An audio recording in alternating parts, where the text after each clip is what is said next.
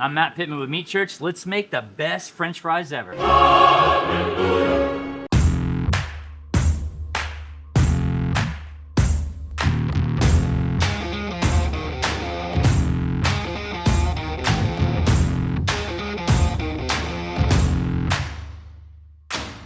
this is really different from a lot of stuff that we normally do, but who the heck doesn't love French fries? And why are we doing it? Well, you guys know we do a ton of briskets, and I always talk about full utilization of the animal, and we make our own beef tallow. If you didn't know, McDonald's used to fry their French fries in beef tallow, and it's freaking delicious. So easy to make tallow. Let's make our French fries delicious. So how are we gonna do this? Well, I've cooked French fries all sorts of different ways.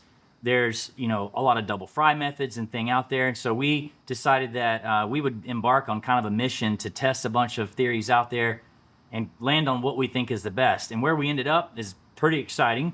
Years ago, we did this crispiest chicken wing ever video that you guys absolutely loved. It is by far and away my favorite wing video of all the wing videos we have.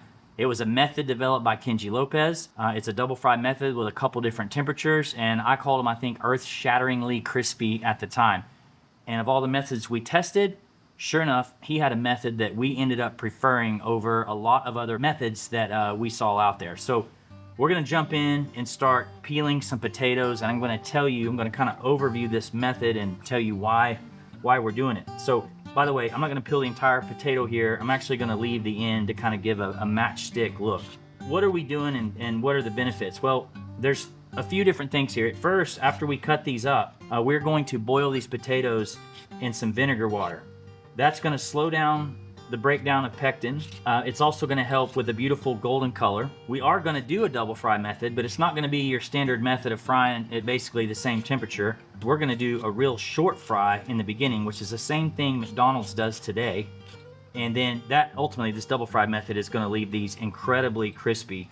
But in between the two fries, we're gonna do something a little different. You gotta rest at least 30 minutes. We're actually gonna freeze these, and freezing them keeps the potatoes intact yet fluffy. Anybody can get a fry crispy, but we want the fluffy interior, the bubbly golden brown exterior, and we want a crunch that lasts all the way through your meal. Not just when it comes out of the oil, but when they get cold, we still want there to be that crunch. Because whether you want to admit it or not, McDonald's probably has the best French fries you've ever had in your life.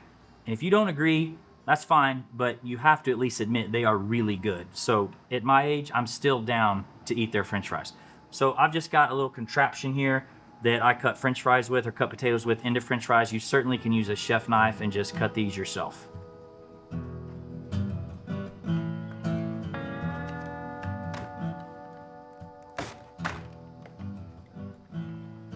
All right, you can see these are nice and small. So one thing is I want them small, but not too small. I don't want these as big as like steak cut French fries.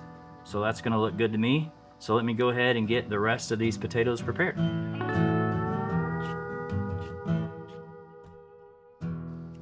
All right, we've got the potatoes all sliced up. Need to move on to the next step. So we got a couple quarts of water, and we're going to dump in 2 tablespoons of white vinegar, a couple tablespoons of salt, and we're gonna do this in batches. We're gonna drop in 1/3 of the French fries. We're gonna bring this to a boil, and we're gonna boil it for 10 minutes. Now we've got our fries up to boil, so let's just give them a stir here with the spider to make sure we can kind of separate them apart. Exfoliation.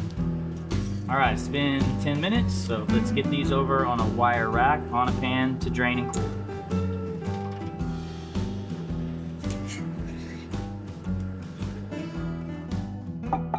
We've got a bunch of our beef tallow here. Let's get our fire going again. Our fries are cooling off here. They gotta cool for at least 5 minutes. It's gonna take at least that amount of time to get this tallow melted and heated up.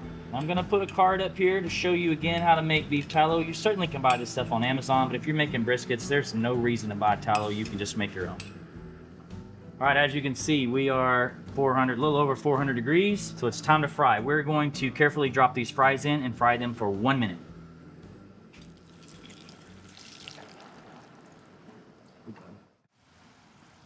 All right, while these are frying for 1 minute, here's another big key. When they come out of this fry, they have to rest for at least 30 minutes. But the big tip is you should freeze these. Like I said at the beginning, freezing makes the interior of the potato really fluffy. Plus, you can do all this and you can keep them in your freezer for months and then come back later and just fry at the end and be done. All right, it's been a minute, so on a wire rack to drain and cool.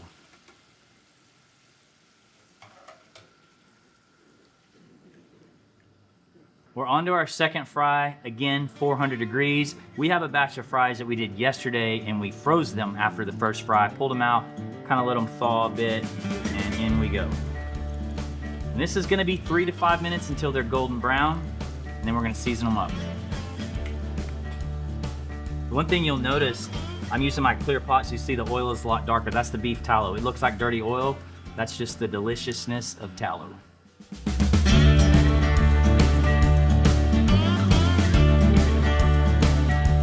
French fries have cooled off, but before we try them, I want to show you something here. So I'm just going to pick one up, crack it open in the middle, and I want to show you this right here in the middle. The nice fluffy interior. And if I kind of squeeze there and show you, you can see the potato there. A lot of texture, really fluffy. This method is, really what's going to leave that potato intact with the crispy exterior. So anyway, man, super good.